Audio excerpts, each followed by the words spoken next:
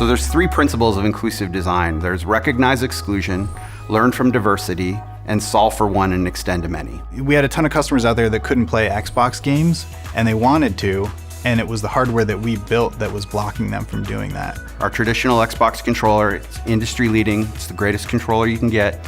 But if we look at it from the recognize exclusion lens, it's been designed and optimized over multiple generations around a primary use case, and that use case has a lot of assumptions.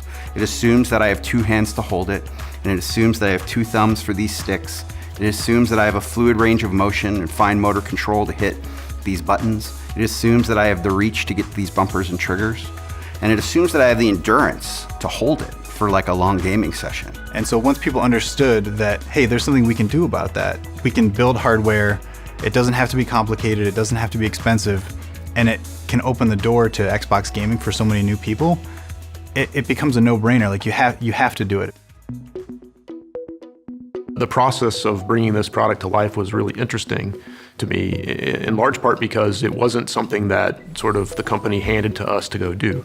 It was a grassroots product. It was very hacky. You know, at the time it was a hackathon, and so our stuff looked pretty rough. When the time it came to mature this into an actual product, there was a lot of questions around, okay, how do we get all the small details right? Like, big idea, awesome. We had to rethink how we did requirements. We had to rethink packaging. We had to rethink everything about our hardware development process, and that has been a challenge, and it's also been very rewarding.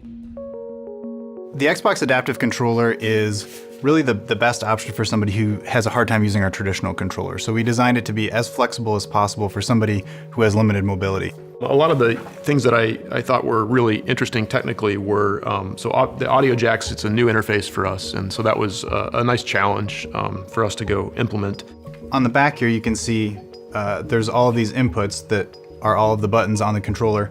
I also enjoyed quite a bit working on the USB subsystem. That was new. It's something the controllers don't have typically. When I have this product in front of me, I don't actually have to see the jack that I'm plugging into. I can feel it with this small groove and plug the pin in really easily. It's little details like that that make it a great adaptive product, but also make it easier for anyone to use. It's large enough on purpose to sit on your lap easily. These buttons are large and spaced out, so you could rest your hand in between them and be able to easily actuate either side. You can attach a tripod to it. There's all different kinds of universal mounts. You can attach this to a table, a lap desk, behind the chair you're sitting in, anywhere that works for your space. So the flexibility of this product was super important to the design.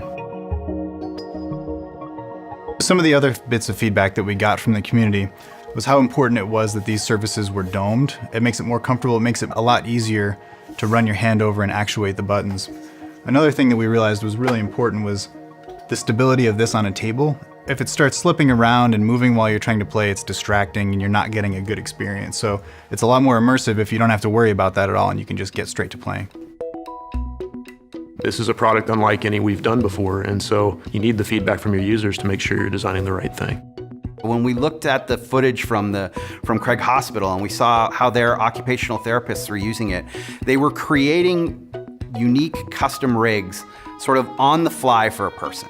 Like basically someone sitting down with a couple switches, some buttons, some joysticks, and the Xbox Adaptive Controller, and basically building a custom controller for someone on the spot. And for me, that is the real powerful thing. Seeing people use it for the first time, you realize, oh man, I didn't think of that. For example, attaching buttons to the face of this, that we had no idea that people would use it that way, and they did, and it's really cool. And so that just really helps inform our design process and how we think about these products in the future. The Xbox Adaptive Controller is really easy. You just plug it in, and then you can plug in various switches to control the buttons and the arrows and the joystick. And for me, that means I can play any game on an Xbox. You just set it up the way that works best for you, and you're good to go.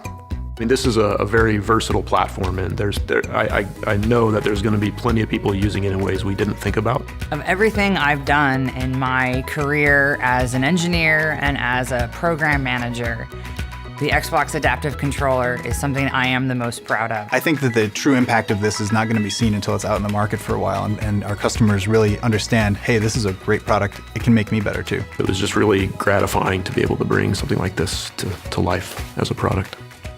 Before, I could see my friends play all these games, and I couldn't participate. But now, I feel like I can.